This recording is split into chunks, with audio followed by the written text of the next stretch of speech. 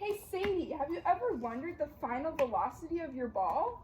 Hey Maggie, I have not. How would you even find that? With physics! In order to do this experiment, you have to know what free fall is. Do you know what free fall is, Sadie? Of course I know what free fall is, Maggie.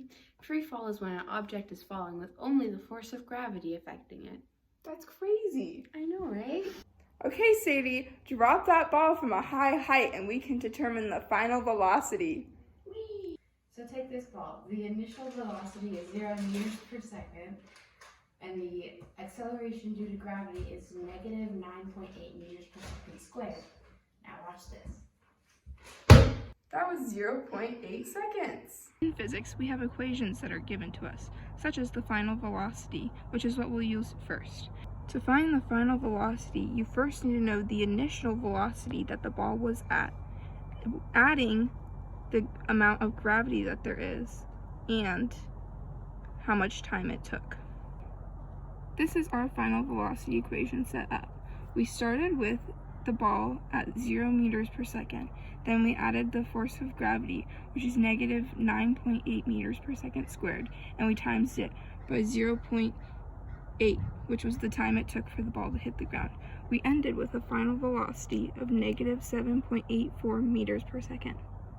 We'll use this second equation to find the distance, or the height at which we dropped the ball at. We first need to know the initial velocity that the ball was at times the time that it took to hit the ground. Then we'll add 1/2 gravity times the time it took squared. This is what our equation looks like for finding the distance. We started with 0 meters per second as our initial velocity, and we multiplied that by the time it took to hit the ground. Then we added 1/2 times the gravity it took, which is negative 9.8 meters per second squared, and multiplied that by 0.8 seconds squared.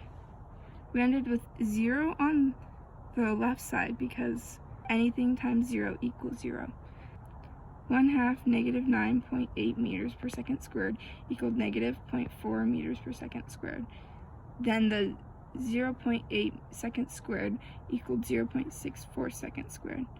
The second squared cross out, and we ended with a distance of negative 3.136 meters.